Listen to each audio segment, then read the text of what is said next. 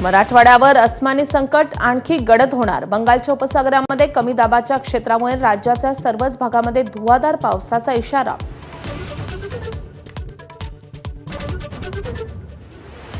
सत्ताधाऱ्यांपाठोपाठ आज विरोधक देखील पोहोचणार बांधावर। उद्धव ठाकरेंसह हर्षवर्धन सपकाळी देणार मराठवाड्याला भेट। मराठवाड्यातील अतिवृष्टीने झालेल्या नुकसानीची पाहणी करत पूरग्रस्तांची घेणार भेट।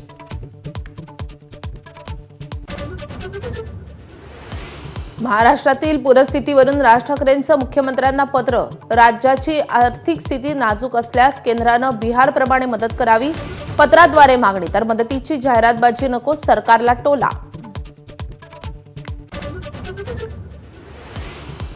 उपमुख्यमंत्री अजित पवारांसह मंत्र्यांची आजही अतिवृष्टीग्रस्त भागाची पाहणी। छगन भुजबळ, मकरंद पाटील, दादा भुसे, पंकजा मुंडे घेणार नुकसानीचा आढावा।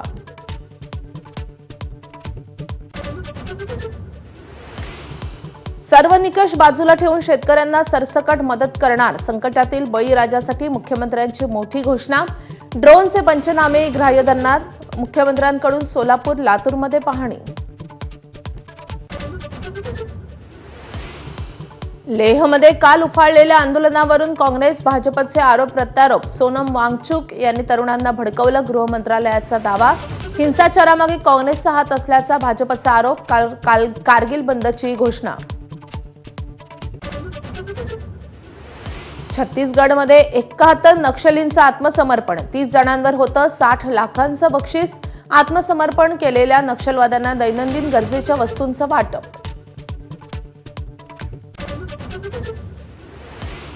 ज्येष्ठ कन्नड साहित्यिक पद्मभूषण एस.एल. भैरप्पा यांचं निधन। पंतप्रधान मोदींकडून एक्स पोस्ट करत शोक व्यक्त।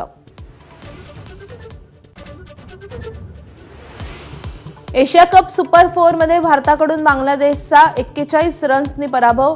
भारतानं दिलेल्या 169 रन्सच्या आव्हानाचा पाठलाग करताना बांगलादेशचा संघ 127 रनमध्ये गारद। उद्या भारताचा मुकाबला श्रीलंकेशी।